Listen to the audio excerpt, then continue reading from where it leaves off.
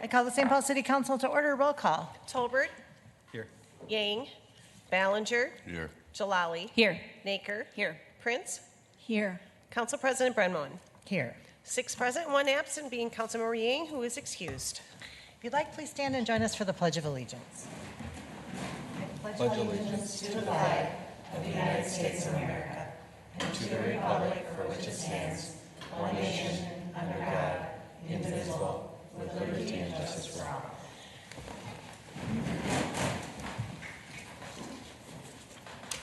Consent agenda items 1 through 16 are before you for your consideration. Anything should be taken off consent this afternoon? All right. Seeing none, Mr. Tolbert moves consent. All in favor say aye. Aye. Any opposed? Motion prevails. 6 in favor, no one opposed. The consent agenda is adopted. Item 17 is Resolution 23-706, recognizing the St. Paul and Ramsey County Domestic Abuse Intervention Project and 10th Annual Northland Cup Charity Hockey Game. All right, Mr. Tolbert, take it away.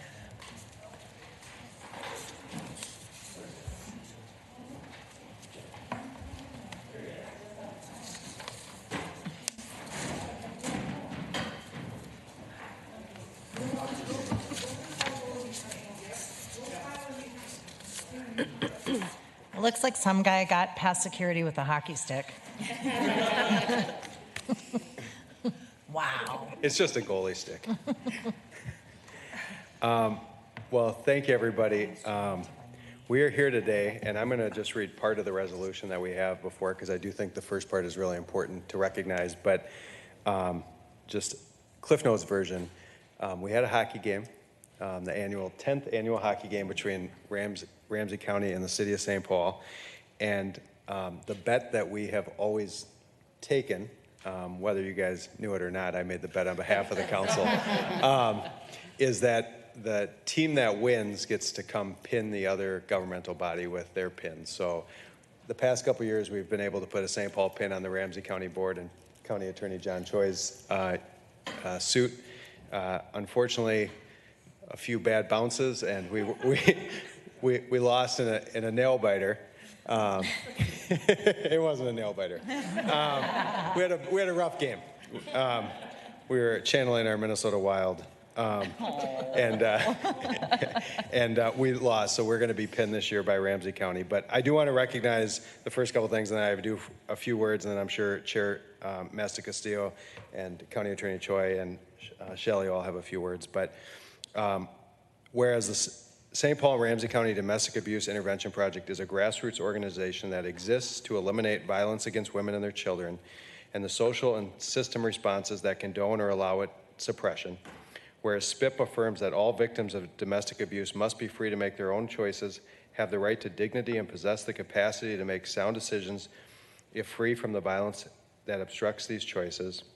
Whereas we believe that no one has the right to abuse anyone, and no one deserves to be abused regardless of spiritual belief, mental and physical ability, age, race, sexual orientation, partner marital status, gender, or socioeconomic background.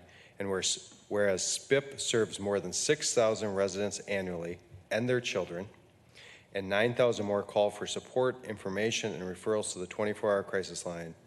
And whereas In Minnesota in 2022, at least 24 people died from domestic violence-related homicides.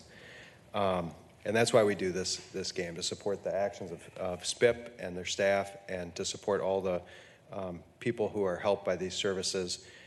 This game, which was in its 10th year, raised over $20,000 again to help those services, and that's really what it's about. The hockey is just the added benefit and fun and collaboration, but the $20,000 is really great. And I just want to thank SPIP for all their work. It's been 10 years. There's a lot of people who are part of putting on this game. Adam Hughes from our office, the mayor's office. I know the mayor wanted to be here, but I think he's out of town today. John Choi, whose idea it was to start this game when he challenged me and the city to a hockey game 10 or 11 years ago. Dennis Gerharstein, and all the people from SPIP, Chair Massa Castillo, Darren, and all the others.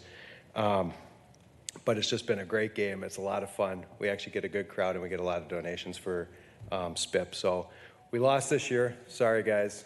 I told Amy if she had been there as the coach, we probably would have won. I agree. I agree. She has a good record, but I'll turn it over to County Chair.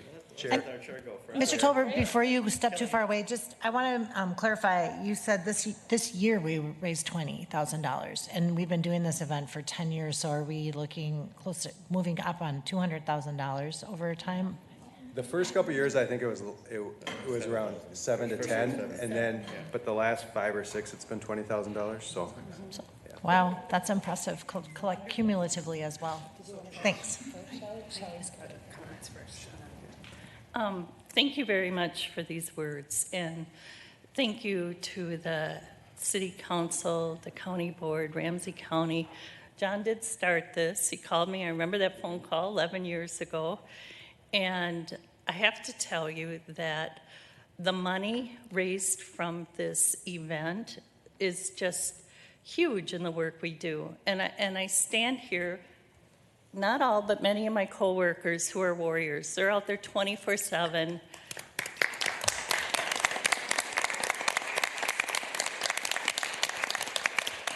Every holiday, every night, every snowstorm, they're out there, and they're out there reaching out to the victims in the middle of the night, wherever they are, to make sure they get the services and protection that they deserve. None of this would be possible if it wasn't for our partnerships with the people standing with me, before me, behind me, and all over this community. So the hockey game is wonderful. It raises money, and it goes right to the victims.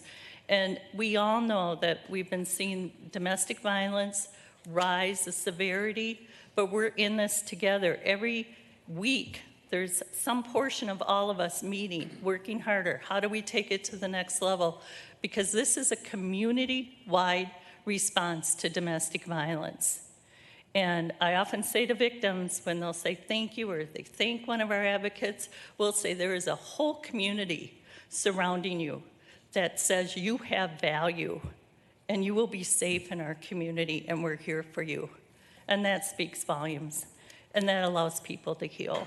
So thank you so much.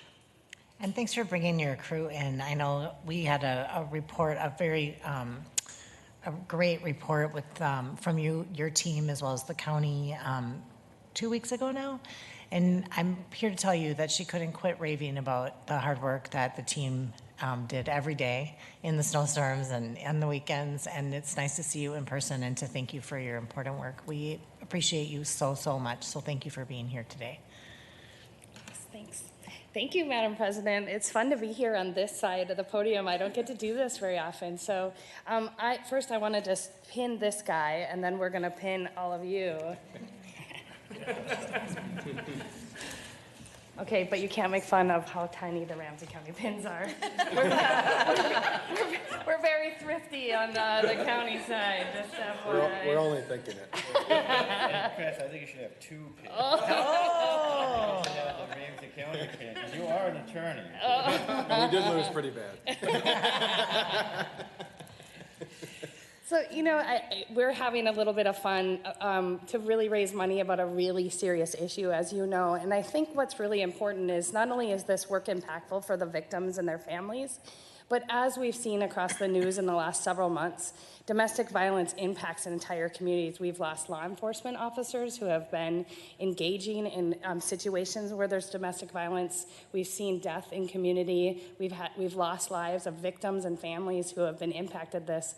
But it impacts everyone. And this team says that regardless of the situation, that they're going to be there to support the victims, their families, but really it's supporting our entire community, our neighbors, our loved ones, and the ripple effect that domestic violence has. And this continues to raise the issue so that we can make people be brave and come forward. SPIP has a hotline, and they answer at any hour of the day that anyone can reach out. They have a website that is confidential, so if you're searching and someone comes and looks over your shoulder, I mean, these are tools that are really important to keep victims and families safe, and it's really a novel thing, and so we're having some fun to raise awareness and raise money for this really important issue. And so I can't say enough great things about SPIP, and it's really fun to be in partnership with you at the city. So I'll just be really brief. I think this hockey game, this charity hockey game, really represents the best of all of us, coming together for obviously this cause. But I know that Shelley will be the first to tell you that nothing good has actually happened over the course of the work that Shelley's been involved with, unless everybody is coming together, pulling in the same direction, and we're grounded in community, and we're grounded in the victims and their perspectives. That's what Shelley's organization has really brought forward, and also really brought together this multi-agency collaboration that we do around domestic violence, and also into other areas around gender-based violence. So this collaboration is really important, and this game, this is what we ultimately played for, which is the Northland Stick. It should actually be called the Northland Stick charity hockey game, but we call it the Northland Cup. But this was donated by Westcott Station, the antique store, and I know Council President Brenmo, this was like in your garage for like a year, and Seasoning, it was Commissioner seasoning. McDonough actually refurbished this when he had it for a year, and I think somebody lost it, and it was a year that we had lost it, but we got it back, and Commissioner Castillo, our chair, is going to be the holder of that, and she's not going to lose it. Maybe you had ideas to even make it better, right? Yeah, we might have some new wrapping, maybe some Ramsey County red on the wrap. But on a final note, I just want to thank the people that made this possible. Obviously, the folks at St. Paul Intervention, but also just the people that work in city and county government. There's just too many people to name, but I'm looking at some of the people here, and I see people out here. There's a tremendous amount of work that goes into this, and it's just so great to see city and county employees working together to pull this together. They start meeting probably about 9 months before the event, and they're planning and making this happen. So I just want to have a heartfelt thank you for all the city staff and county staff that are doing that work. So thank you. And if anybody, Nick put together a fantastic short video on the city's YouTube page. If anybody wants to watch just the highlights of I thought the you were about event. to show it. Well, that's a good idea. Nick? Well, we should have had that prepared. Maybe if someone in the control room can pull it up really quick, they could. Here we go. I'll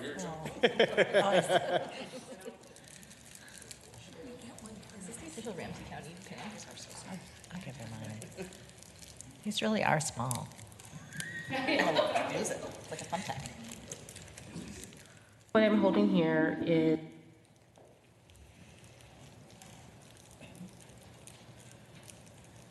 You guys produce so many videos. There.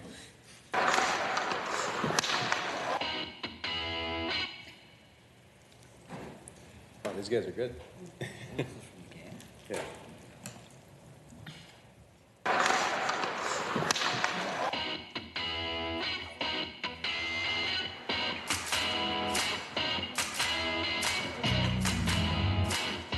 Take it out, rip it out, Rob. All the way out.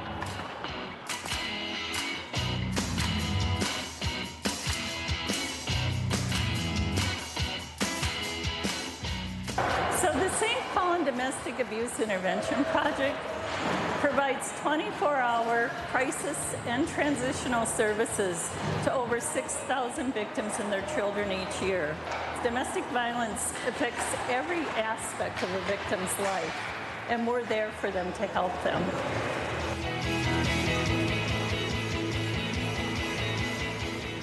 You got it right where we want. Right where we want. Since the pandemic, our numbers have gone up and up, but our funding levels haven't. So it's events like these that really help us be sure we're out there for every single victim. And if there's a victim out there, I want them to remember that they'll be treated kindly by our agency and that we want to help them. Nobody's going to tell them what to do.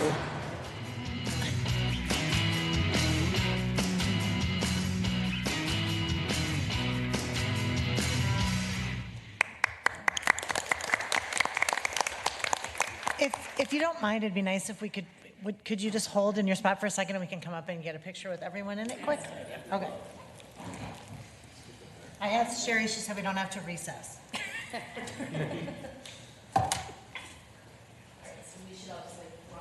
Yes.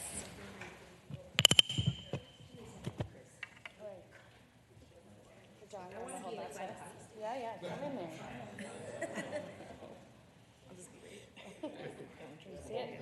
Trying to avoid the sorority swap at the people behind it. Councilmember Ballinger, doesn't seem like anybody's hiding behind a pillar. Great work, everybody. Thanks, Tom. Thank you. Thank you. Thanks. Thank you.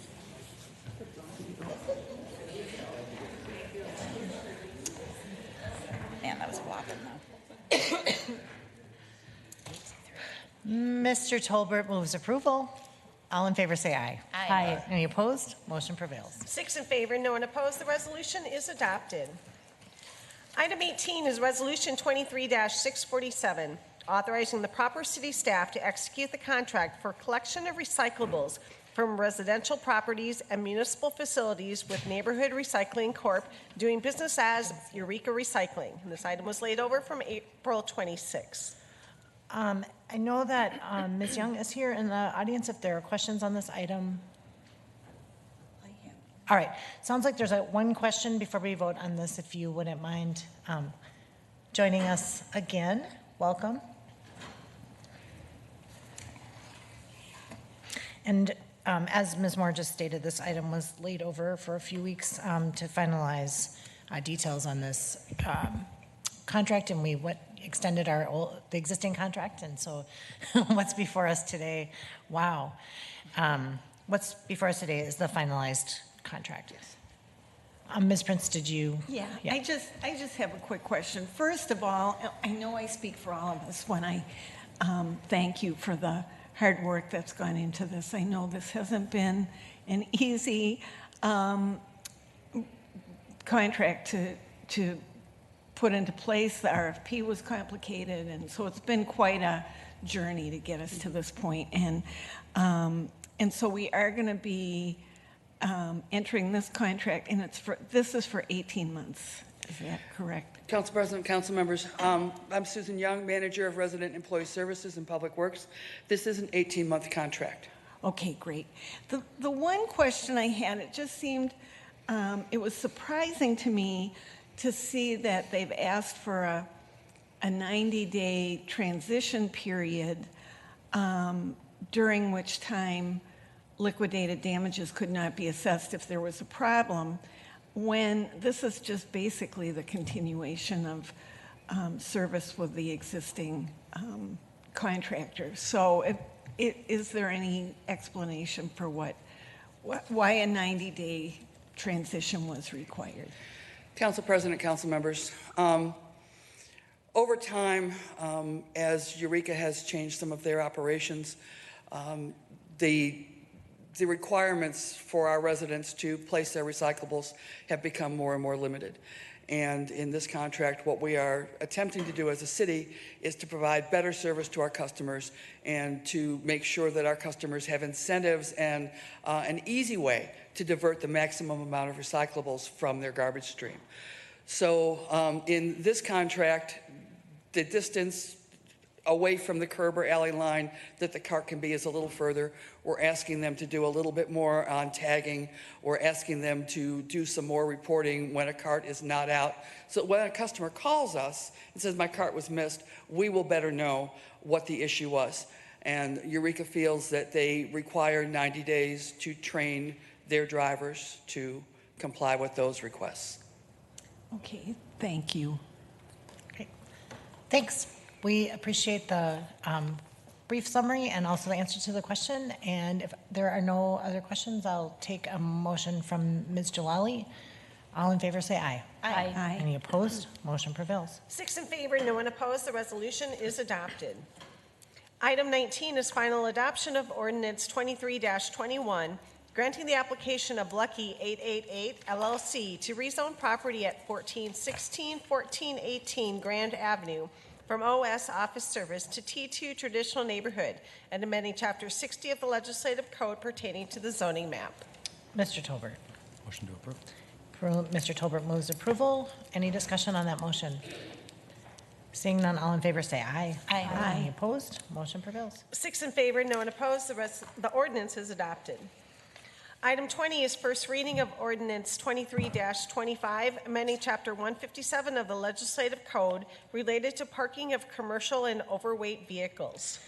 Okay, and I'm going to say this, although I don't know if it's necessary. On our ordinances, we have 3 readings. The first one, we get a staff report. We have Randy Newton from the Public Works Department here to give us a staff report. Next week, we will have a public hearing, and then I don't think that gets us into June.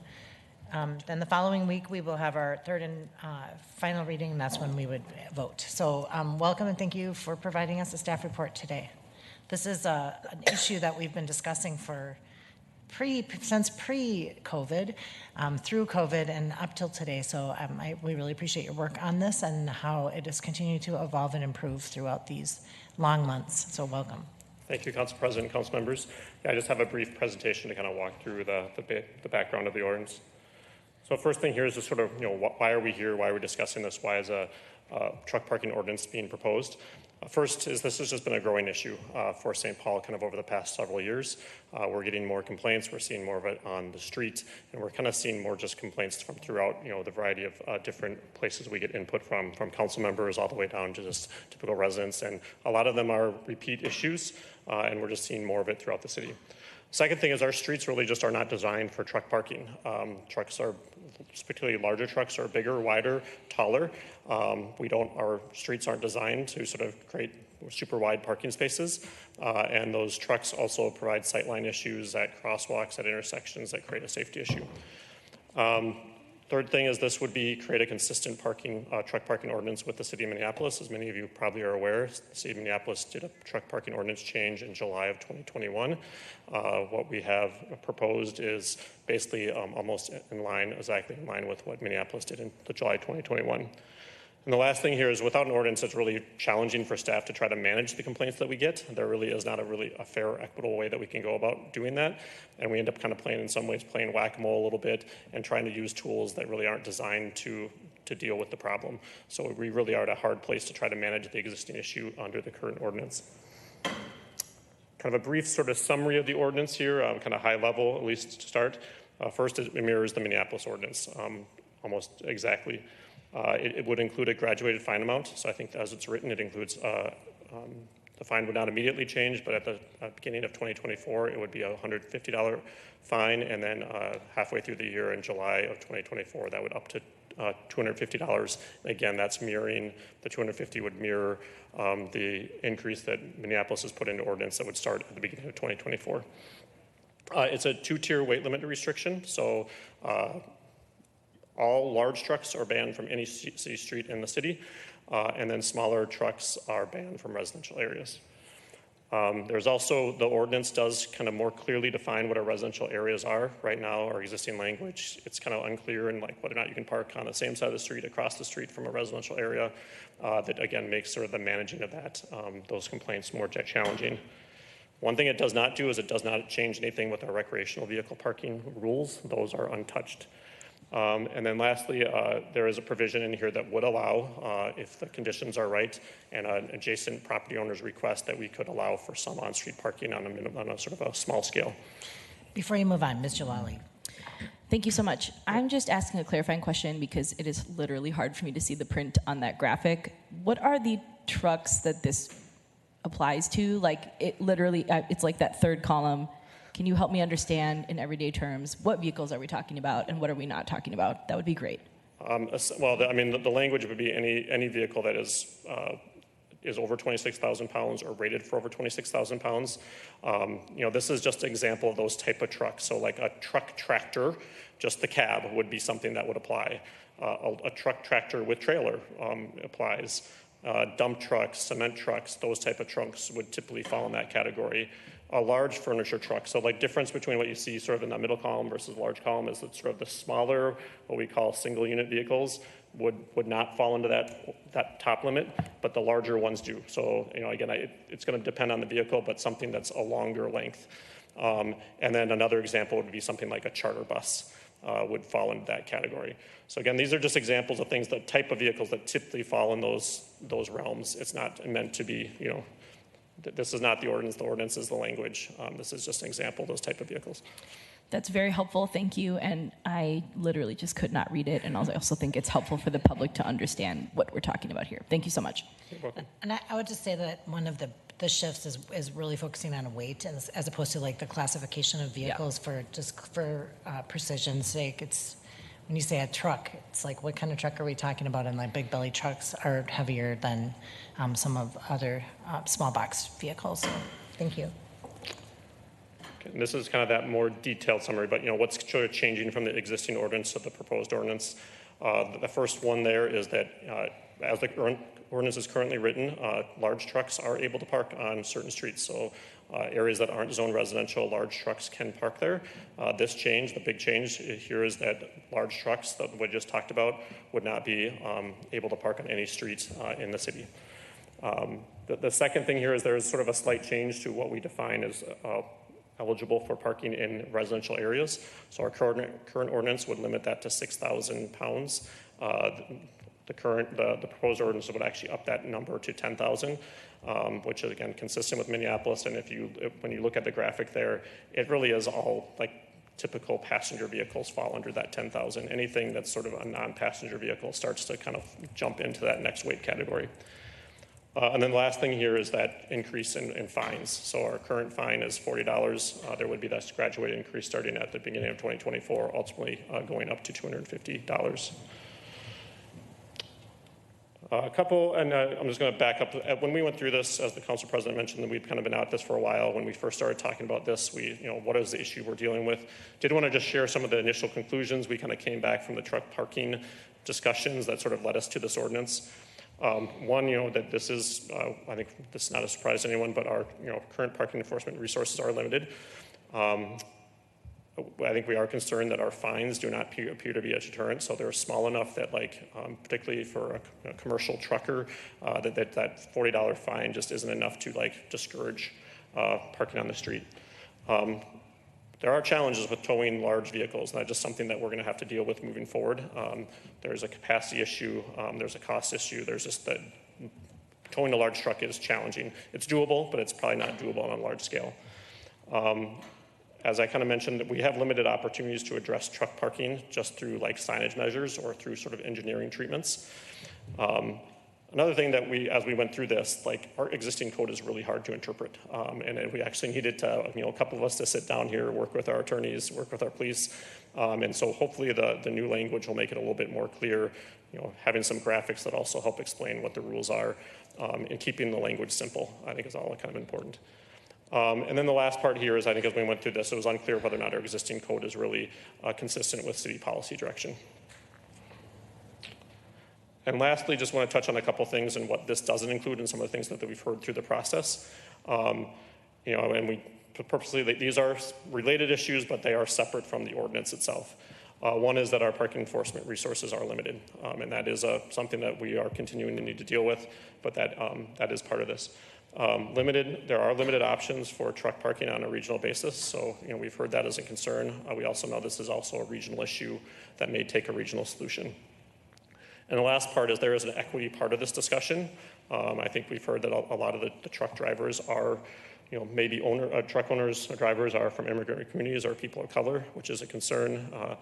Also, I think we do see or expect that a number of the truck parking issues are typically happen in our lower income areas as opposed to the higher income areas of the city. So with that, I can take any questions.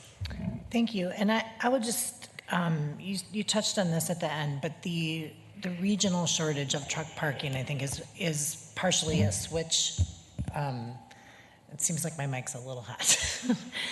A switch to sometimes an independent contractor model. But in addition to that, the hours of service rules have changed. So truckers, they're required to have a 30-minute break after 8 hours, which seems like not very much, but a 10-hour break after 14. And so with increased required rest, I think that there has been a shortage. To solve the problem, you can Google, you can read more about it if you're interested, but it really is, I think that if we don't make a parking change, that we're kind of solving the problem for the industry as opposed to looking at it as more of a system issue. I know that driving down Interstate Highway 94 yesterday, there were signs that said how many rest spots were available for trucks, and it gave information to truckers about where there was safe places to take the rests. If you're spending 45 minutes driving around the city looking for a parking spot, you can bite into your rest time. But there's opportunities for employers, people who hired the trucks, to help them find spaces. There's technology that allows to figure out where there are open spaces and direct drivers to those, and so the employers have a responsibility as well.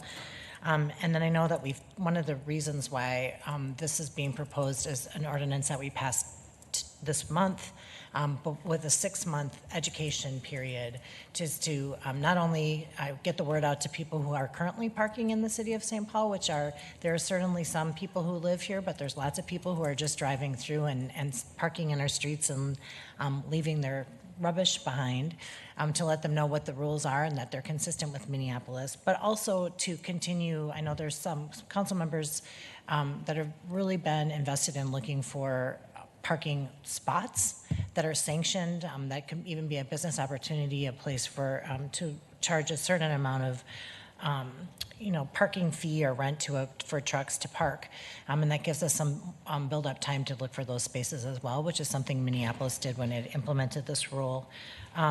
Starting in January, the current fines are $40, which have proven not to be a deterrent. They go to $150, and then in July of next year, they'll go up to $250. The idea is a higher fee will get people's attention.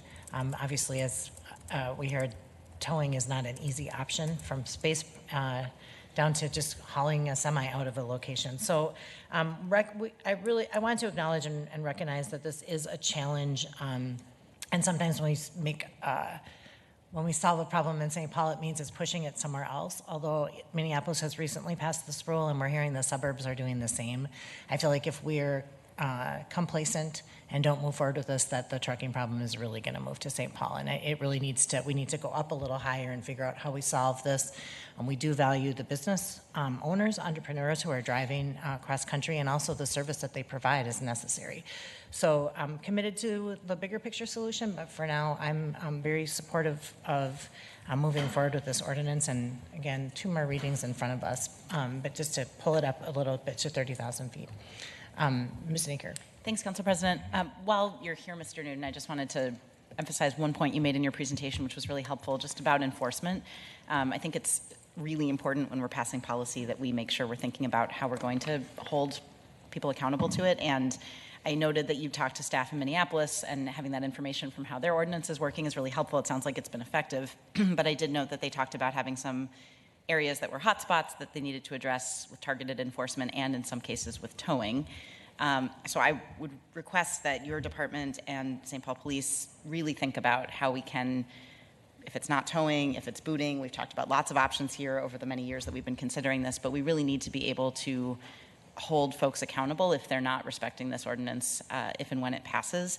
And then also would love to have Public Works come back with, and St. Paul Police Department during our budget process to talk about parking enforcement in general, because I know that that's an area that we're not keeping up with. And I want to make sure that this gets the resources that it deserves to make sure that it's effective. So wanted to make those points while we had the policy expert here. Ms. Prince. Yeah, and thank you for that. We talked about this morning at our organizational meeting in terms of the economic development side of the way the trucking industry has changed, that has allowed largely for business opportunities in our immigrant communities, where being an independent trucker in St. Paul gives somebody an income which affords their ability to raise their families. This is a St. Paul business. When we met a couple weeks ago with about 12 independent truckers who were all members of our immigrant community, they indicated that they live in St. Paul, they drive during the day or during the week, and then they need a place to keep their vehicles. So from the economic development side of this, what some of us are looking at is to try to find parking opportunities for them, existing lots, whether publicly owned or whether there's some way to create this as a business opportunity for owners of very large lots where they could be charging upwards of $300 a month and $20 in and out per day. But I feel strongly, and Council President Brendmoen and I talked about this a little bit today, that the trucking industry has changed in this way, which is why we're having this problem, is that instead of hiring drivers, they're relying on independent contractors. And so if there are systemic issues that we can be working on at the state and regional level, I think that makes sense for us to participate in those conversations. But at the same time, keep in mind that the truckers we talked to a couple of weeks ago said there are probably about 200 of them in St. Paul who own their own trucks and are needing to find a way to deal with this problem. I really appreciate the work that everybody's done on this and the extensive work you've done, Randy, and checking in with Minneapolis on how it's going over there. One question I have, unrelated to this, is you made the point that this in no way changes our recreational vehicle parking policy. And I wondered if you could just share that, because they're popping up all over the place right now. So if we could understand what that is. Sure, and I probably didn't misspoke, that there is actually within the ordinance language, there is a tweak to the recreational vehicle, and that was really just cleanup language that, as we were going through this, our city's attorneys mentioned, so I don't think it substantially changes that language, but there is a change to that paragraph that was requested by the city's attorney just to make it simpler and clean it up. Really, this came from when this issue first kind of came to staff. It was kind of a combined recreational vehicle and truck parking issue. And when we sort of originally met to talk about this, we kind of quickly identified that these are really two separate issues that we're dealing with, and kind of quickly separated those two. And I know as an outcome of some of our original discussions, the St. Paul Police Department did kind of come up with a protocol for how to deal with the recreational vehicles and deal with that. I think working with DSI and sort of a protocol for how they do that. I don't know all the ins and outs of that, other than that that was sort of the outcome of our sort of the original discussion. And I think everyone thought that was the appropriate way to move forward, and there wasn't a need to change the actual ordinance language for recreational vehicles. Okay. And one other question. Does this in any way impact the large food trucks, where food is served from the food trucks?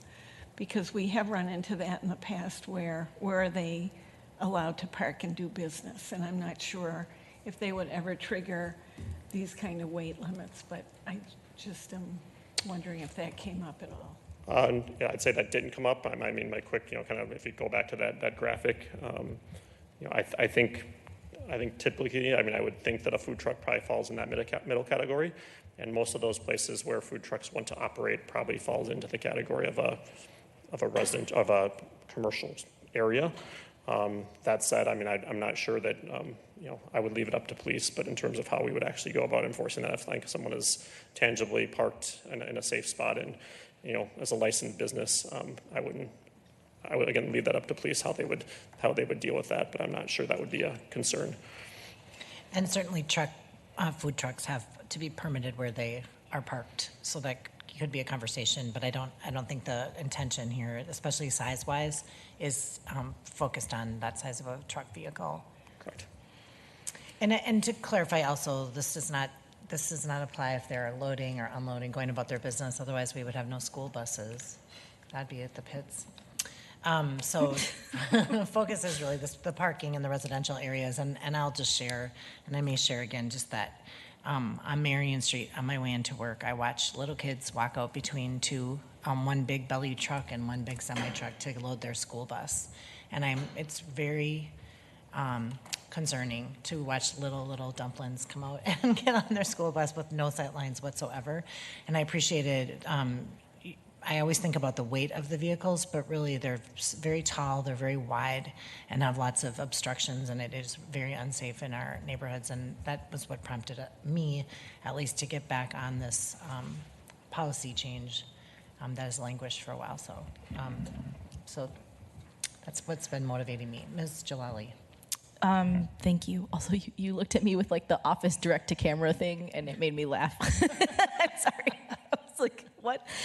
Sorry, I'm loopy. Okay, too much iced coffee. I'm appreciative of this ordinance. I know that we've been working to get it to its first reading, so I just wanted to thank Public Works and all the different council offices that have been trying to do just additional engagement to make sure on the front end we have some of those concerns in there.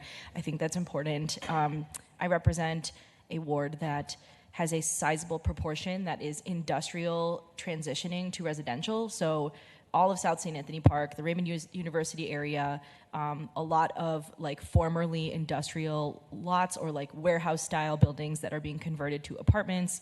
Also, this is home to public housing and low income residents with mobility challenges who use wheelchairs. This is like so much different types of housing all in one neighborhood with townhomes and like long time housing and kind of more affordable rentals, and then homes of different home values. And I represent a community that I think really reflects what an urban community can be. And also, this is where the semis and the truck cabs and the huge trailers are just sitting and lining the block.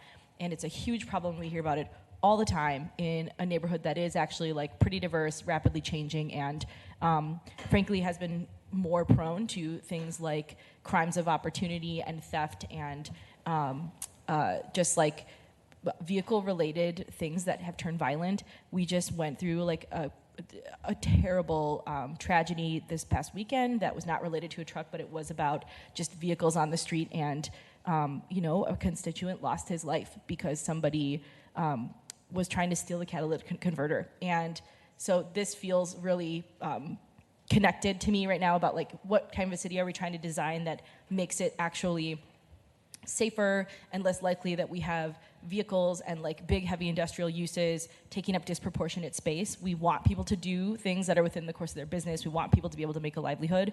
And also we can't ask our residents to bear the cost of this kind of subsidized, it is basically free subsidized parking on streets that are already burdened and bearing a lot of weight, and which we are trying to solve. So I just wanted to share why this is important to me and who I represent. I also think it's important to say that because I heard what felt like maybe some broader characterizations of like who this issue is or isn't about that I wanted to put in there, maybe reacting to some of the language on the slides. I think it's important that we look at this holistically and in our many diverse neighborhoods. And so I'm excited to get to the public hearing phase. I'm excited to shape the enforcement and more community discussion. This is just why it's important to me. So thanks. Thank you. Any questions for Mr. Newton? Okay, we're going to do this again next week. Okay. Thank you, Council President. Thank Thanks you, for Council being members. The ordinance is laid over to May 17th for second reading public hearing. Item 21 is a public hearing of ordinance 2323, granting authority to the Port Authority to issue and sell general obligation bonds to which the Port Authority pledges the full faith, credit, and resources of the city pursuant to the provisions and by authority of said state statutes, chapters 469 and 475 as amended. We got a staff report from Ms. Houston last week. I see she is here today, but this is our public hearing. Is there anyone here to speak to this item?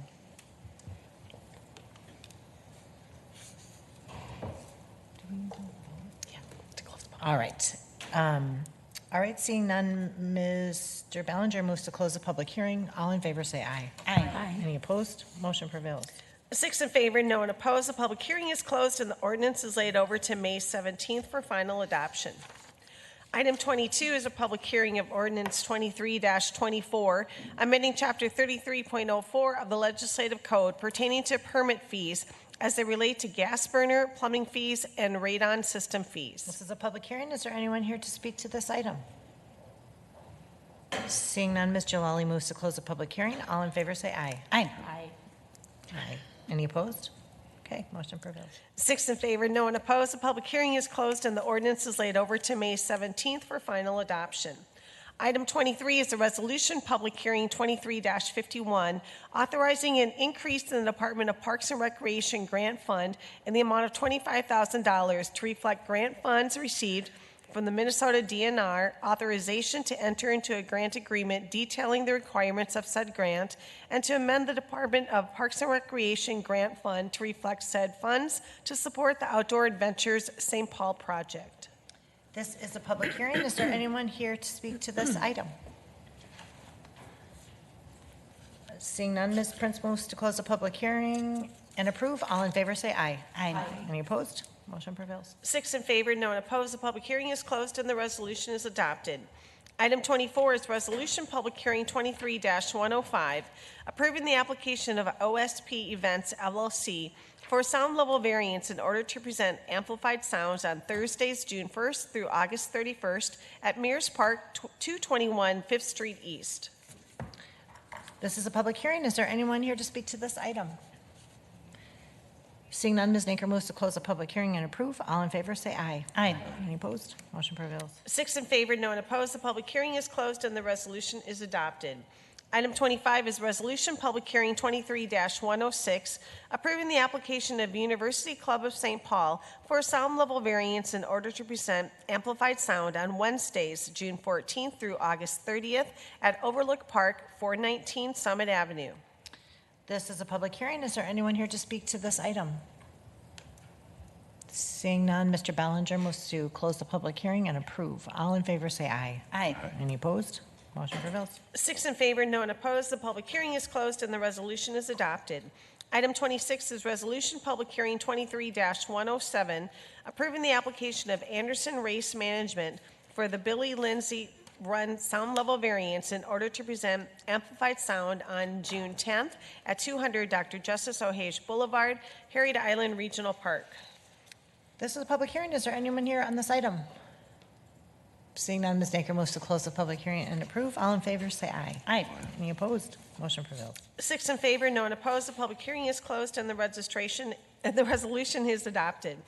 Item 27 is resolution public hearing 23-108, authorizing an increase in the Department of Parks and Recreation grant fund in the amount of $24,000 to reflect grant funds received from the Twin Cities Public Television Side Girls East Side STEM Grant, authorization to enter into agreement with TCPT detailing the requirements of the grant, and to amend the Department of Parks and Recreation grant budget to reflect said funds. This is a public hearing. Is there anyone here to speak to this item? Seeing none, Ms. Jalali moves to close the public hearing and approve. All in favor say aye. Aye. Any opposed? Motion prevails. 6 in favor, no one opposed. The public hearing is closed and the resolution is adopted. Item 28 is resolution public hearing 23-110, authorizing the police department to enter into professional services agreement with Ramsey County Public Health and to amend the 2023 special fund budget to provide support services with funding from a 2023 Violence Against Women Act 24-month special project grant from the Minnesota Department of Public Safety. This is a public hearing. Is there anyone here to speak to this item? Seeing none, Mr. Tolbert moves to close the public hearing and approve. All in favor, say aye. Aye. Any opposed? Motion prevails. 6 in favor, no one opposed. The public hearing is closed and the resolution is adopted. Item 29 is resolution, public hearing 23-111, authorizing an increase in the Department of Parks and Recreation grant fund in the amount of $30,000 to reflect grant funds received from the Creative Support for Organizations grant from the Minnesota State Arts Board, authorizing entering into a grant agreement and amending the department grant fund to support the Dayton's Bluff project, celebrating community through art. This is a public hearing. Is there anyone here to speak to this item? Seeing none, Ms. Prince moves to close the public hearing and approve. All in favor, say aye. Aye. Any opposed? Motion prevails. 6 in favor, no one opposed. The public hearing is closed and the resolution is adopted. Item 30 is resolution, public hearing 23-114, amending the Planning and Economic Development Department operating budget related to the city's sponsorship of a Minnesota Investment Fund grant for the benefit of the Forward Edge ASIC project located at 2340 or 2344 Energy Park Drive. This is a public hearing. Is there anyone here to speak to this item? Seeing none, Mr. Tolbert moves to close the public hearing and approve, recognizing that there will be time to talk about this in the future. All in favor, say aye. Aye. Any opposed? Motion prevails. 6 in favor, no one opposed. The public hearing is closed and the resolution is adopted. Legislative hearing consent agenda items 31 through 35 are before you for your consideration. Good afternoon, Ms. Mormond. Good afternoon, Council President, Council members. I will ask that item number 32 be read into the record. Item number 32, RLH RR 23-20, making finding on the appealed substantial abatement ordered for 1803 Ivy Avenue East in Council File RLH RR 22-42. Ms. Mormond. Council President, we were waiting for some additional materials on this file. They did arrive today, so instead of asking for you to continue the public hearing to next week, there is an amended version in front of you to grant an additional 180 days to complete the rehab on this property. So. All right, this is the public hearing. Is there anyone here to speak to this item? Seeing none, Mr. Ballinger moves the recommendation of the legislative hearing officer and to close public hearing. All in favor, say aye. Aye. Any opposed? Motion prevails. 6 in favor, no one opposed. The public hearing is closed and the resolution is adopted as amended. All right, 31, 33, 34, 35 are before you for public hearing. Seeing no one, Ms. Prince moves to close the public hearings and approve as amended. All in favor, say aye. Aye. Any opposed? Motion prevails. 6 in favor, no one opposed. The public hearings are closed and the resolutions are adopted as amended. Okay, before we go today, does anyone have news from the wards, updates, information, things we should know? Ms. Naker. Thanks, Council President. This is a retroactive news from actually not really my ward, but it's Councilmember Yang's ward. I'm sure she would support this message on her behalf. The hopefully first annual Summer Choice Fair was held on Sunday. It was organized by Parks and Rec Department, St. Paul Public Schools, and Sprockets. And it was an attempt that we were working on to try to get the word out about awesome summer activities for young people so that it, just like a school choice fair, young people and their families could come and learn about summer opportunities. We had 281 attendees and 75 vendors. And it was in the Conway Dome. It was just a wonderful event. So I learned about some new opportunities for my own children this summer. So I'm hoping that this will continue, and I just really want to shout out to all the staff who worked tirelessly to make it happen. It's a great use of that space, too. Other news, Ms. Prince. Yeah, I am so pleased to announce that the Minnesota Teacher of the Year is Michael Houston, who is chair of the math department at Harding High School, a 19-year teacher. I've read the articles and I heard him on the radio last night. What a remarkable guy who just talked about the issues of mental health and how important it is in our schools. He's been active in that for a number of years. And just a really wonderful thing to happen at Harding. Two of the nominees were Harding teachers. That's great. Thanks for sharing that. I will also just add, I think often at our table, we're focusing on our problems and kind of grinding through solutions and recognizing the challenges that we face, but always in May in St. Paul when the buds start coming out on the trees. And the thing I love the most is when the school buses come driving up to the state capitol for field trips or driving up to Como Park for and these are people from all over the state of Minnesota to see our beautiful city. I remember, I'm reminded like what a wonderful place we live in and how proud I am of our city. And so just when you see those buses coming through, give them a wave and welcome them to St. Paul. Spruce up a little bit, you know, because we've got visitors in town and May is a beautiful month. Colleges are holding graduations and it's pretty awesome. So, Mr. Tolbert. Just a reminder, and I know this was mentioned at our policy session or operational session this morning.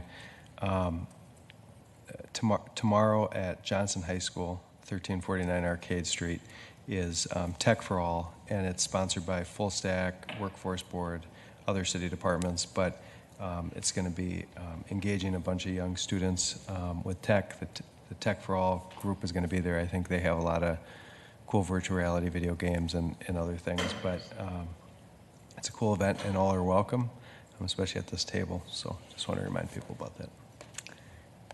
All right. If there's nothing else to come before us today,